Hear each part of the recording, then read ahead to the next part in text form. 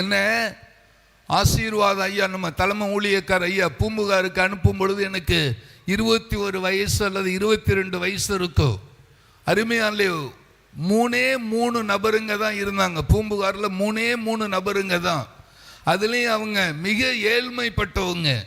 இருக்கிறதுக்கு எனக்கு இடம் கிடையாது, சைக்கிள் கிடையாது, எனக்கு பெட்ஷீட்டு ட்ரெஸ்ஸு இதெல்லாம் வைத்து கொள்வதற்கு பெட்டி கிடையாது, தட்டு டம்ளரு எதுவுமே கிடையாது. துண்டு இருக்கும், மாத்திக்க ட்ரெஸ் இருக்கும். அப்போ ப்ரெஷ் எல்லாம் கிடையாது, செல்போன் எல்லாம் கிடையாது. அருமையாலே 50 பைசா 1 ரூபாய்க்கு இங்கிலீஷ் நியூஸ் பேப்பர் வாங்குவோம். வாங்கி எங்கெங்கே எல்லாம் பஸ் ஸ்டாண்டு இருக்கிறதோ அங்கேயெல்லாம் பஸ் ஸ்டாண்டில் ஒரு ஓரமாக பேப்பரை விரித்து போட்டு படுத்துக்குவேன். கர்த்தருக்கு ஸ்தோத்திரம்.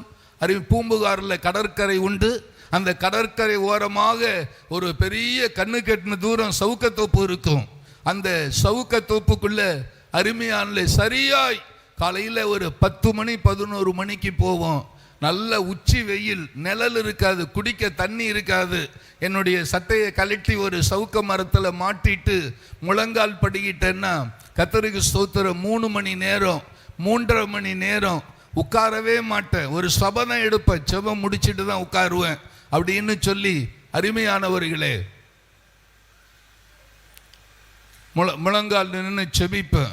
வேர்த்து தலையிலிருந்து தண்ணீர் சொட்டும், கண்களிலிருந்து கண்ணீர் வடியும்.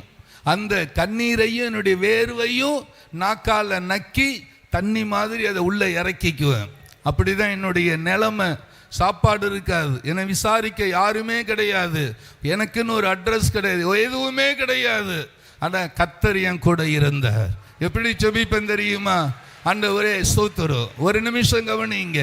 ஆபிரகாமுக்கு சொன்னீங்கல்ல கடற்கரை மணலத்தனைய உன்னை ஆசீர்வதிப்பேன்னு, அதே மாதிரி என்னையும் நீங்க ஆசீர்வதிக்கணும் அப்படின்னு மணலை கையில் அள்ளி வானத்துக்கு நேராக கையை உயர்த்தி, என் கையில் எவ்வளவு மணல் துகள் இருக்குன்னு எனக்கு தெரியாது, இதே மாதிரி என்னை ஆசீர்வதிக்கணும் ஏசப்பா அப்படின்னு சொல்லி செபிச்சேன். எத்தனை சொட்டு கண்ணீர் விட்டேன், எத்தனை நாள் அழுதேன், அதெல்லாம் நான் மறந்துட்டேன். ஆனால் தேவன் மறக்கவில்லை, தேவன் மறக்கவில்லை.